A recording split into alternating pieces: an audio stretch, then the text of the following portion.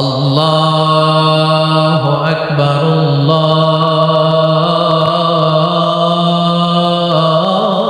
আল্লাহু আকবার, আল্লাহু আকবার,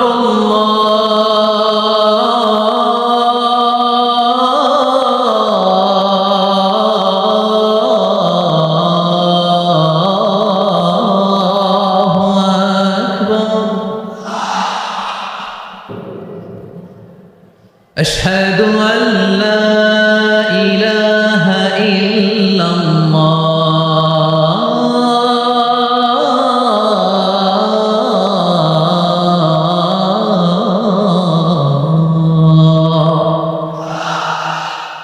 তুমি মাটির আদমকে প্রথম সৃষ্টি করিয়া ঘোষণা করিয়া দিলে শ্রেষ্ঠ বলিয়া, তাই তো নূরের ফেরেশতা করে আদমকে সেজদা। ঠিক কিনা বলে? তাই তো নূরের ফেরেশতা করে আদমকে সেজদা। সবার চেয়ে সম্মান দিলে মাটির আদমকে। আল্লাহু আল্লাহ তুমি জানলে জালালুহু, শেষ করা তো যায় না গে তোমার গুণগান। পড়েন না? পড়েন। আল্লাহু আল্লাহ তুমি জানলে জালালুহু, শেষ করা তো যায় না গে তোমার গুণগান। আল্লাহু আল্লাহু আল্লাহু আকবার।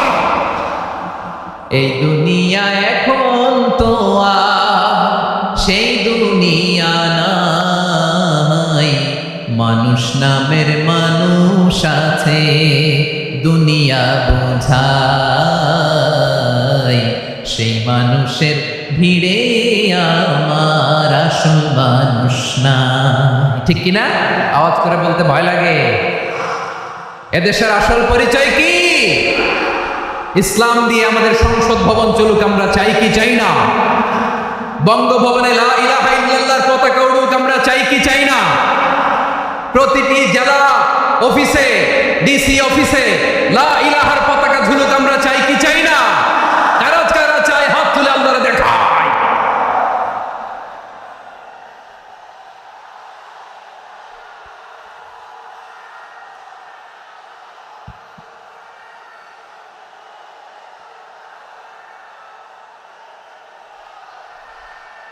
এদেশে আজান শুনে সূর্য ওঠে শহর গ্রামে, এদেশে আজান শুনে সূর্য ডুবে সন্ধ্যা নামে, এদেশে সকল কাজে সবাই বলে বিসমিল্লাহ, এদেশে ভালো কিছু দেখে শুনে হাসি মুখে সবাই বলে মাশা আল্লাহ। সুবহানাল্লাহ সুবহানাল্লাহ সুবহানাল্লাহ সুবহানাল্লাহ সুবহানাল্লাহ সুবহানাল্লাহ সুবহানাল্লাহ সুবহানাল্লাহ। ও নবীন তরুণ তোমার কিসের এত ভয়, জেনে রেখো বাংলাদেশের আসল পরিচয়। বাংলাদেশের আসল পরিচয় ইসলাম। আওয়াজ তুলে বলো, আসল পরিচয় কি? এদেশে পরস্পরে দেখা হলে দেয় সালাম, এদেশে আমজনতার হৃদয় জুড়ে পাক্কালাম। ঠিক না? এদেশে বিপদ এলে সর্বজনে সর্বক্ষণে দোয়া পড়ে ইন্না লিল্লাহ সুবহানাল্লাহ সুবহানাল্লাহ সুবহানাল্লাহ সুবহানাল্লাহ। এদেশে আজান শুনে সূর্য ওঠে শহর গ্রামে, এদেশে আজান শুনে সূর্য ডুবে সন্ধ্যা নামে, এদেশে সকল কাজে সবাই বলে বিসমিল্লাহ, এদেশে ভালো কিছু দেখে শুনে হাসি মুখে সবাই বলে মাশা আল্লাহ। সুবহানাল্লাহ, আওয়াজ করে সুবহানাল্লাহ সুবহানাল্লাহ সুবহানাল্লাহ সুবহানাল্লাহ। সবাই একসাথে সুবহানাল্লাহ সুবহানাল্লাহ সুবহানাল্লাহ সুবহানাল্লাহ। এদেশের আসল পরিচয় কি? আওয়াজ করে বলতে ভয় লাগে। এদেশের আসল পরিচয় কি? ইসলাম দিয়ে আমাদের সংসদ ভবন চলুক, আমরা চাই কি চাই না? বঙ্গভবনে লা ইলাহা ইল্লাল্লাহর পতাকা উড়ুক, আমরা চাই কি চাই না? প্রতিটি জেলা অফিসে, ডিসি অফিসে লা ইলাহার পতাকা ঝুলুক, আমরা চাই কি চাই না? কারা কারা চাই হাত তুলে আল্লাহরে দেখা।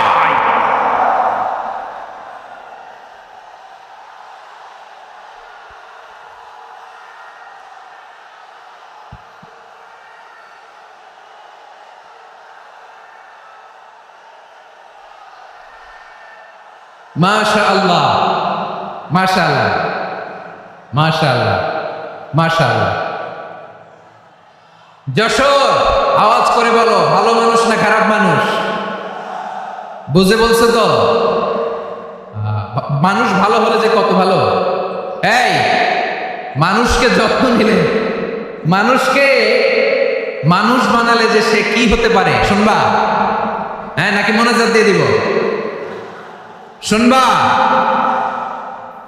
আবু মাহজুরা রাদিয়াল্লাহু তাআলা আনহু, মক্কার মুয়াজ্জিন, আগে ছিল মুশরিক, পরে হয়েছে মুমিন।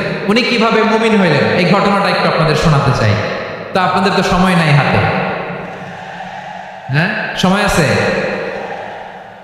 এই জেনজি শেষ করে দিল আজকের প্রোগ্রামটা। 1 ঘন্টা ধাক্কা ধাক্কি করে কেমনি দাঁড়ায় আছে আমি বুঝলাম না।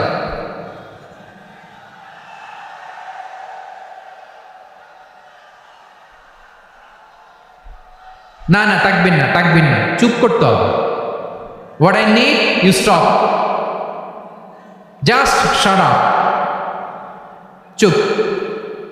হ্যাঁ, ঠিক আছে, এভাবে। আবু মাহজুরা রাদিয়াল্লাহু তাআলা আনহু কিভাবে মুসলিম হলেন আওয়াজ করে শুনেন। হুনাইনের যুদ্ধ 8ম হিজরি, বিষ্ণু ইসলাম হুনাইনের যুদ্ধ শেষে ফিরতেছেন।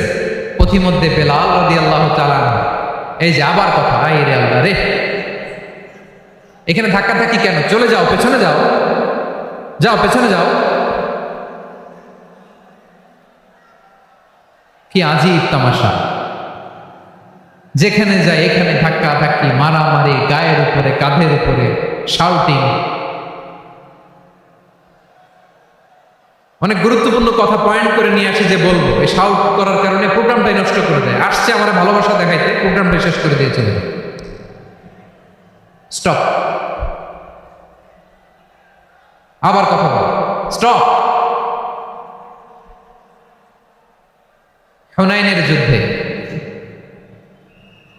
8ম হিজরি, কত হিজরি? সবাই বলেন না একটু, কত হিজরি? 8ম হিজরিতে হুনাইনের যুদ্ধে রাসূল সাল্লাল্লাহু আলাইহি ওয়াসাল্লাম ফিরে আসতেছেন মদিনায়।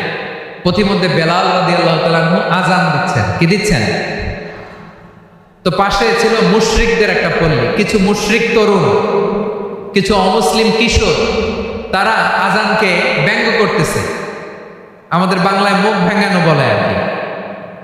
বেলাল রাদিয়াল্লাহু তাআলা আনহু আযান দিচ্ছেন, ওই বাচ্চাগুলো মুশরিক, তো ওরা আযানকে ব্যঙ্গ করতেছে, বিকৃতি করে ওরাও আযান দিচ্ছে। উদ্দেশ্য হচ্ছে আযানকে নিয়ে ঠাট্টা করা। উদ্দেশ্য কি? ঠাট্টা করা। ব্যাপারটা মনে কষ্ট পাওয়ার মতো ব্যাপার না? কিন্তু বিশ্বনবী ওইখানে দেখেন কি খুঁজলেন। বিশ্বনবী খেয়াল করলেন অমুসলিম কিশোরদের মধ্য থেকে একটা কিশোরের গলাটা বড় দরাজ গলা, কণ্ঠটা বড় সুন্দর। খেয়াল করে দেখলেন যে কিছু কিশোর বেলালের আযানকে ব্যঙ্গ করে, বিকৃতি করে, কিন্তু একজনের কণ্ঠ দেখতে পাচ্ছেন না এত দূরে, কিন্তু কণ্ঠটা বড় সুন্দর, দরাজ গলা। বিশ্বনবী সাহাবীদেরকে বললেন, ধরো এগুলারে, ধরো। সবগুলারে ধরে বিশ্বনবীর সামনে আনা হলো। ওরা হাঁটু গেড়ে বসলো। বিশ্বনবী বললেন, তোমাদের মধ্যে কে যেন ব্যঙ্গ করে আযান দিচ্ছিল, তার গলাটা বড় উঁচু, গলার বেসটা বড় মজবুত, মেলোডিয়াস, সুমধুর কণ্ঠ। কে? আবু মাহজুরা বলে, আমার বন্ধুরা সবাই আমার দিকে আঙ্গুল দেখায়, আমি পড়ে গেছি বিপদে। রাসূল সাল্লাল্লাহু আলাইহি ওয়াসাল্লাম বাকি অমুসলিম তরুণদেরকে ছেড়ে দিলেন, বললেন তোমরা যাও। এবার আবু মাহজুরারে পাইছে।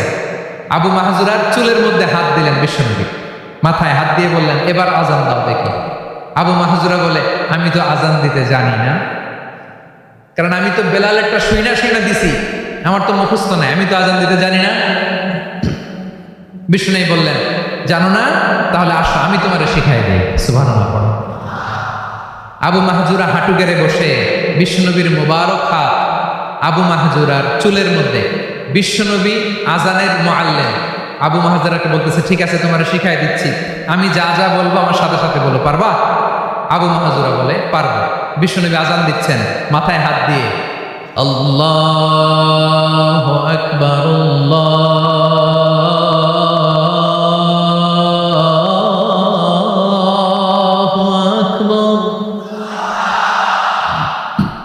আবু মাহজুরা এই বাক্যটা পড়লেন।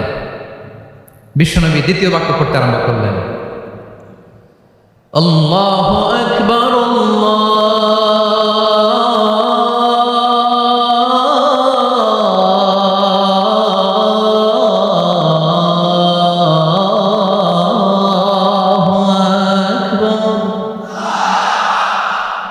আবু মাহাজুরা এই বাক্যটাও বললেন। বিশ্বনবী আবু মাহাজুরার মাথার মধ্যে হাত দিয়ে তৃতীয় বাক্য বললেন, আশহাদু আল্লা ইলাহা ইল্লাল্লাহ